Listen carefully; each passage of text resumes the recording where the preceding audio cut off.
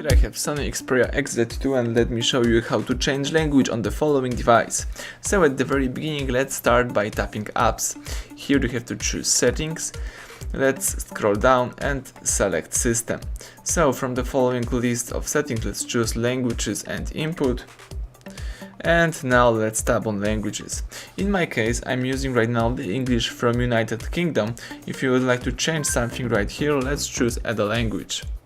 Here you've got the full list of available languages that you can use on your SONY Xperia XZ2. So in my case, let me change my language from English to Spanish, so let's tap on Español, choose your region, it could be España in my case. Let's place the Español into the first position, and now as you can see, the whole list of settings and also applications are in Spanish. If you would like to go back to previous version, just find and select Ajustes, scroll down, choose Sistema, tap Idiomas y Traducción de Texto, choose Idiomas again, and now let's place English into the first position.